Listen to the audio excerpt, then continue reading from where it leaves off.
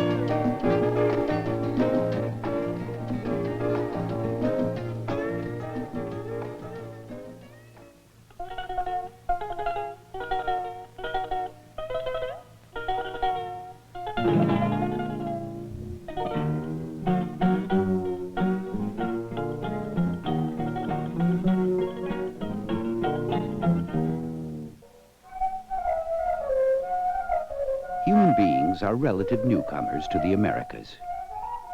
Originating in Africa, Asia, and Europe, they first moved across the Bering Strait 30,000 years ago and gradually settled South America. These first arrivals have been called Indians ever since Columbus landed and mistakenly believed he had found the Indies.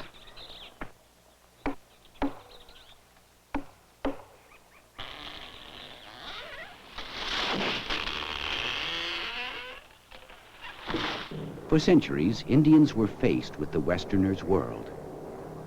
Today, only a handful are so isolated that they are truly startled by such dramatic and disruptive innovations as the Trans-Amazon highways.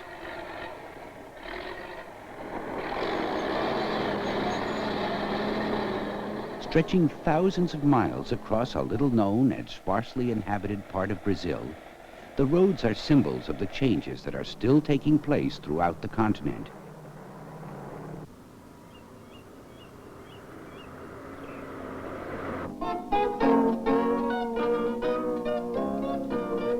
Twentieth century technology is sweeping all over South America, linking and changing rural and urban areas.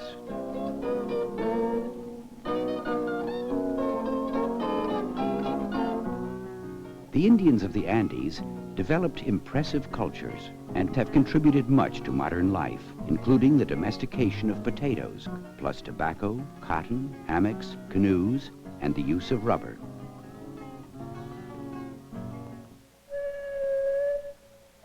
Some of their early art and architecture has been preserved for more than 2,000 years.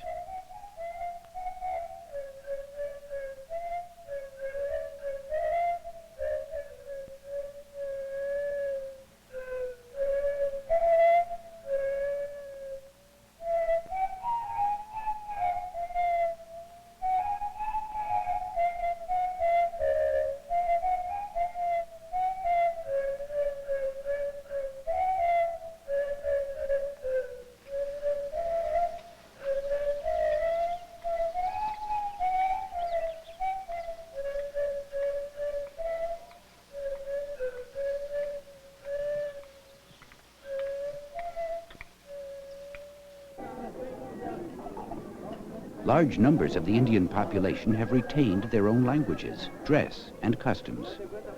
But most cross back and forth, in and out of the white man's world, speaking a European language and being part of their region's economy. Indians still form a majority of the population of the countries of Peru, Bolivia, and Ecuador.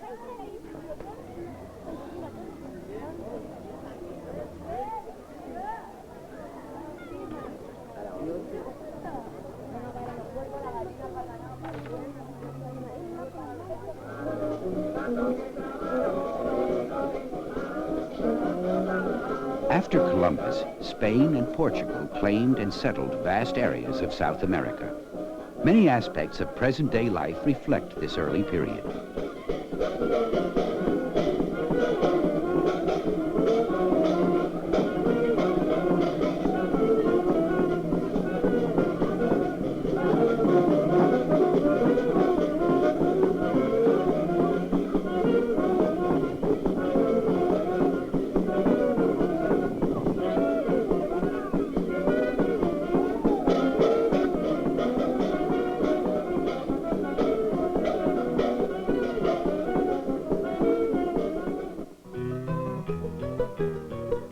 Later, the Spanish and Portuguese fought for territory in the New World.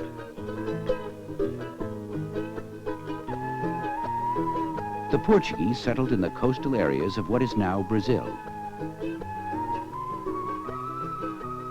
The Spanish settled mostly in the west and in the highlands.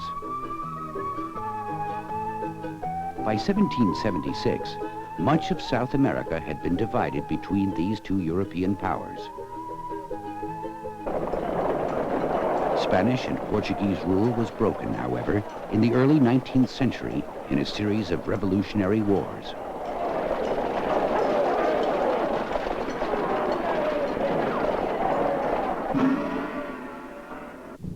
Eventually, there emerged 9 new politically independent Spanish-speaking nations and 1 huge Portuguese-speaking one. The early settlers brought few women, and so took Indian wives. Their children are called mestizos. Africans were imported as slaves to work, particularly in the tropics.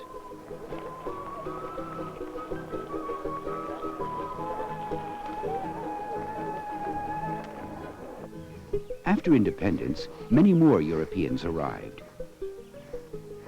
Asians came still later, giving the overall population of South America a great racial and cultural diversity.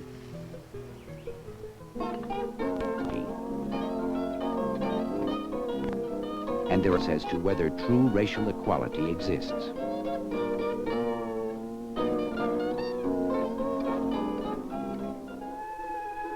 The peoples of South America were never evenly distributed over the land. Few live along the coastal deserts, an environment hostile to life.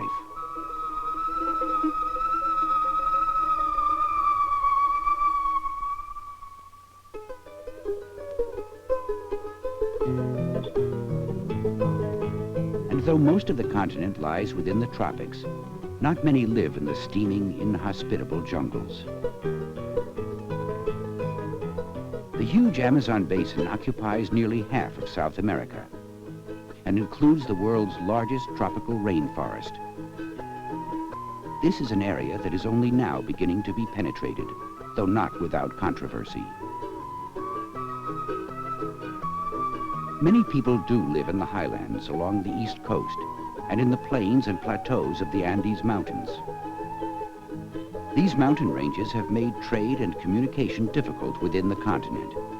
Until recently, it was easier to sail to Europe than to move freight across the Andes.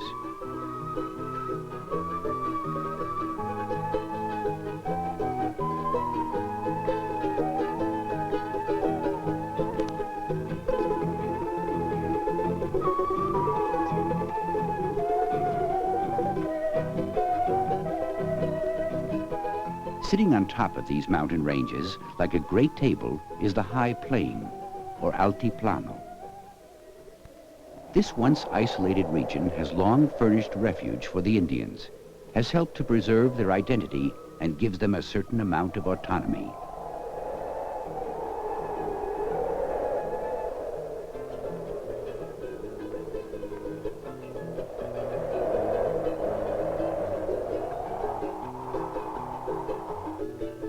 Streams from the Andes become rivers, of which the mighty Amazon is the best known. The Orinoco, the Magdalena, and the Paraná, Paraguay are the other main river systems in South America. The Amazon drains almost half of the continent, carries a greater volume of water than any other river in the world, and its waters flow into the Atlantic with such force, fresh water is found 200 miles into the ocean.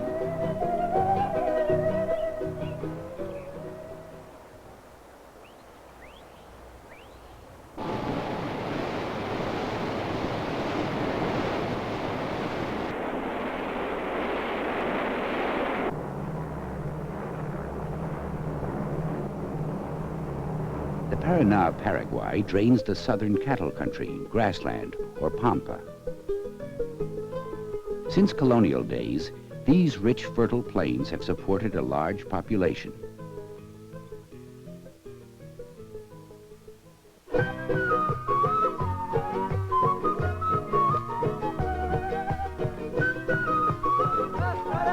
The possession, control, and management of land by a handful of European settlers has had a major influence on most aspects of life in South America.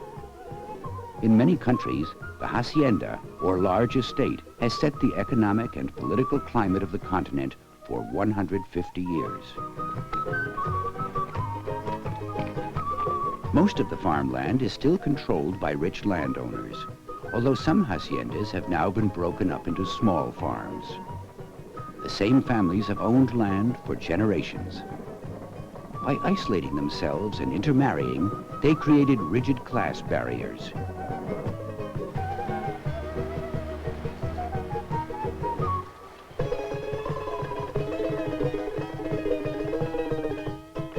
The peasant's life remains almost feudal.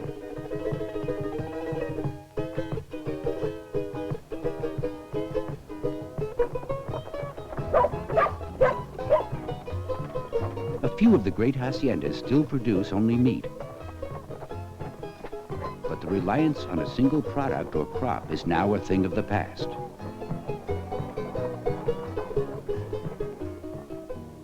Even coffee is no longer considered all-important, although it still remains a major factor in the economies of Colombia and Brazil. However, most countries still export only agricultural goods and other raw materials, and therefore have trade deficits.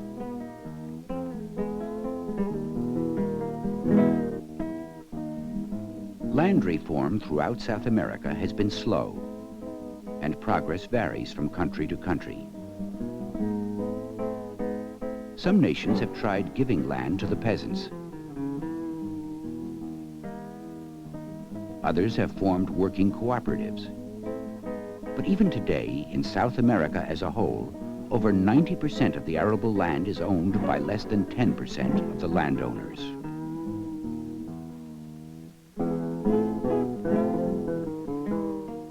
Another important institution in South America is the Catholic Church. It plays a significant role in all of the countries. The Indians were proudly religious and mystical.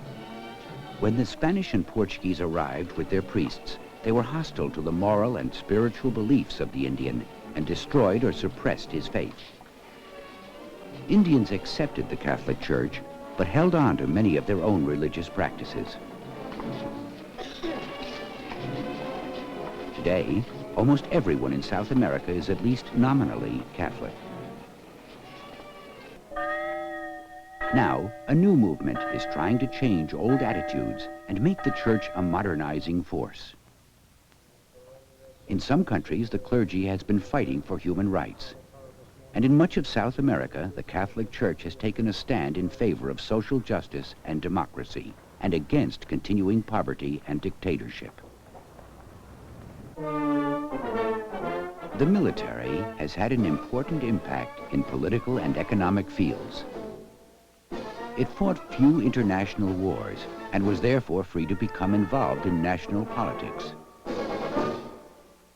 When ruling, it has often been an oppressive force, reinforcing the dictates of a powerful minority. In some countries, it has been in control for a long period.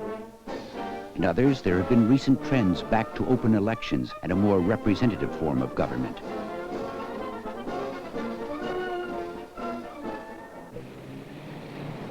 South America today is in a hurry to step from the past into the future.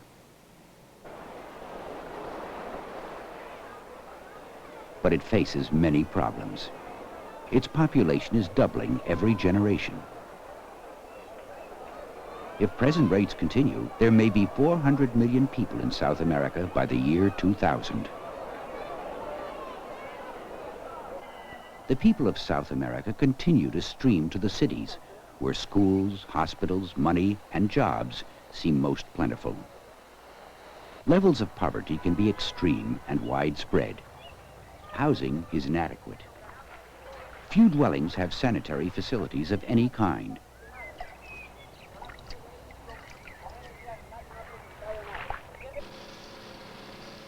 There are efforts being made to improve the quality of life. Some slums are being replaced by imaginative, low-cost housing.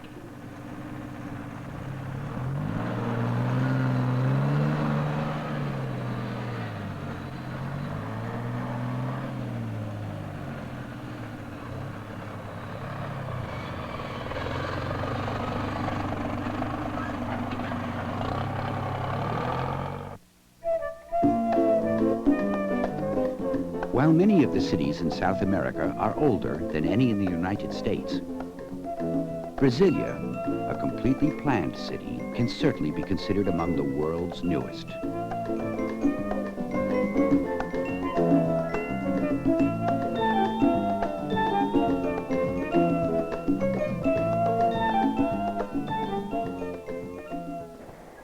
All the major cities of South America are growing at startling rates. Bogota, Caracas, Lima, and Santiago have tripled their populations in the past few decades. Rio de Janeiro, Sao Paulo, and Buenos Aires are now among the largest cities in the world.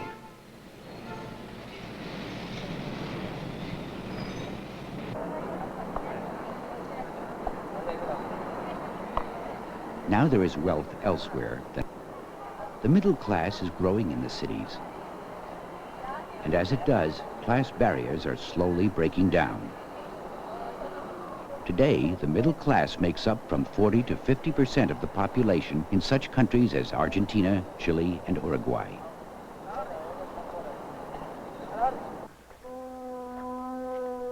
Because South America lies far away from the major markets of the world, and because of its own geography, communication and transportation have always been problems.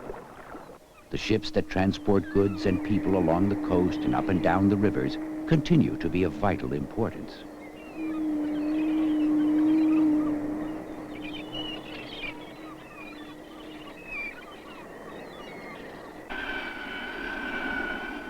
The radio, then airplanes, and now television have brought the cities of South America into closer contact with one another and the rest of the world.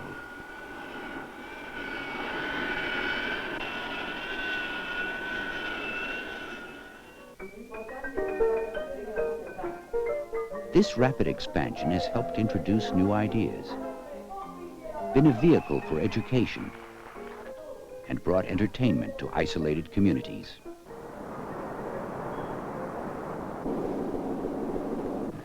Printed matter has long played a key role in spreading information. South America has traditionally prided itself on its many excellent newspapers.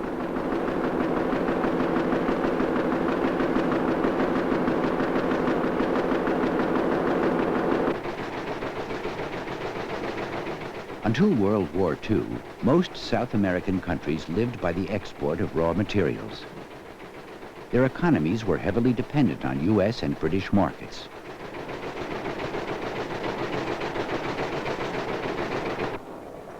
While several have made major industrial advances, Venezuela and Brazil, for example, have built up important steel industries, most are still dependent on foreign markets, and the debt crisis affects every country. In fact, unwieldy national debts are the biggest problem facing South America. Because of its closeness to the continent and its economic and political ties, the United States has long played a key role in South America. As early as the 19th century, British and U.S. investors both explored and exploited the mines of Peru, Chile, and Bolivia, and the Venezuelan oil industry.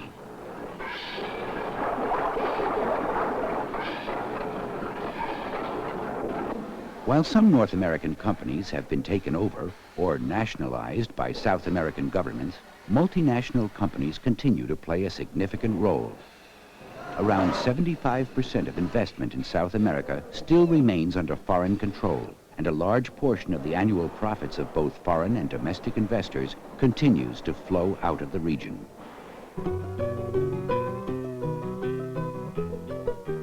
Youngsters are fortunate if they get to school at all, for educational opportunities are still inadequate. Almost half of the people in South America are not able to read.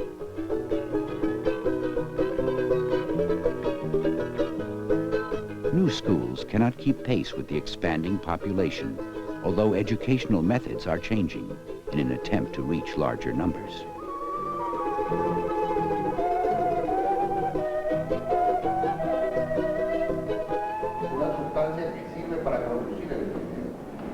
Only a small group of students is able to attend the universities. Some of these institutions are older than any in the United States. No entiendo los químicos que causan las invalencias. Political ferment is not surprising given present social and economic conditions. Millions of demonstrators and strikers have been on the march. Women have been in the forefront of protest movements in several countries. Del pueblo, para el pueblo y por el pueblo. Que nos digan dónde están, que nos digan dónde están, que nos digan dónde están, que nos digan dónde están. El pueblo unido jamás será vencido.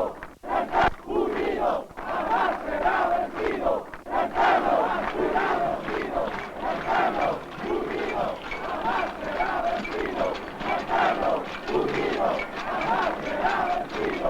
El pueblo unido. Political demonstrations can get out of hand as passions mount. Governments change as problems increase, and citizens demand a better break. But whether it comes abruptly or slowly, change is in the air. And in some countries there seems toward peaceful discussions, democratic elections, and representative governments.